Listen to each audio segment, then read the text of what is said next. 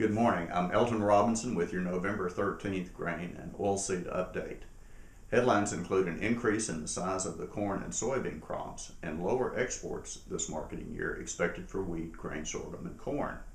There are several reports to go over, so we'll hit the highlights. According to USDA's November 10th crop production report, higher estimates for corn and soybeans are due to increases in projected yield from the previous month. For corn, projected yields were up 6 bushels per acre in Iowa and 3 bushels an acre in Minnesota and Nebraska, but were down 4 bushels in Ohio and Illinois. The U.S. corn crop is forecast at 13.7 billion bushels, up less than 1% from October, but down 4% from last year's record. Based on conditions as of November the 1st, yields are expected to average 169.3 bushels per acre. This would be the second highest yield and the third highest production on record. Area harvested for grain is forecast at 80.7 million acres. That's unchanged from October, but down 3% from 2014. Soybean production is forecast at a record 3.98 billion bushels, up 2% from October and up 1% from last year.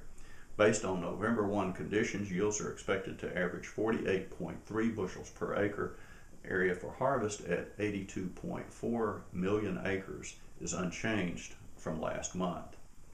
Projected grain sorghum yields increased 2.7 bushels from last month and over 10 bushels from last year. Sorghum production is expected to increase by 37% over last year on both higher acres and yield. Arkansas joins Illinois and Nebraska in the 100 bushel per acre club. Average rice yield increased 116 pounds from last month to 7,423 pounds per acre. U.S. peanut yields declined from last month, but are still expected to average about 2 tons per acre. In USDA supply and demand estimates for the 2015-16 marketing year released Tuesday, wheat exports were lowered 50 million bushels to 800 million, and ending stocks were raised by an equal amount to 911 million. Exports would be the lowest since 1971-72, and ending stocks the highest since 2010, mostly due to a lack of U.S. price competitiveness. U.S. sorghum exports for 2015-16 are projected at 105 million bushels lower as importers begin to take advantage of lower prices relative to corn in interior cash markets.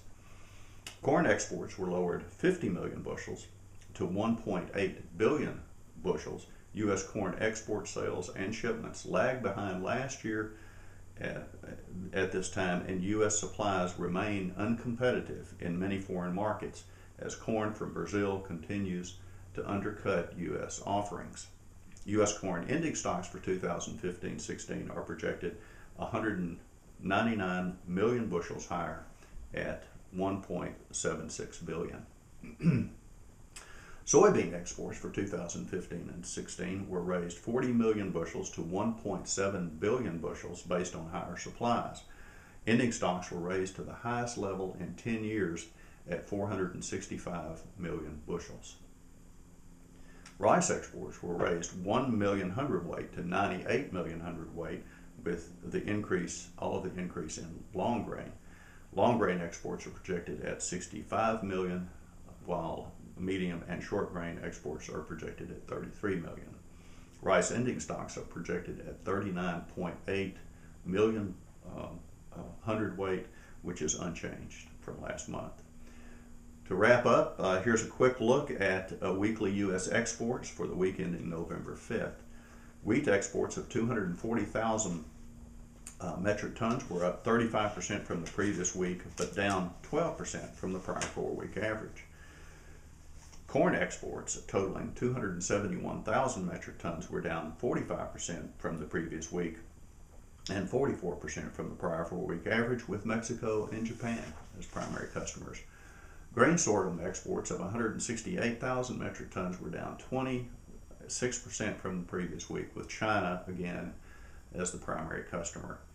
Rice exports of 34,000 metric tons were down 25% from the previous week and 47% from the prior 4-week average. Soybean exports continue their fast pace with 2.48 million metric tons, with nearly 2 million metric tons going to China.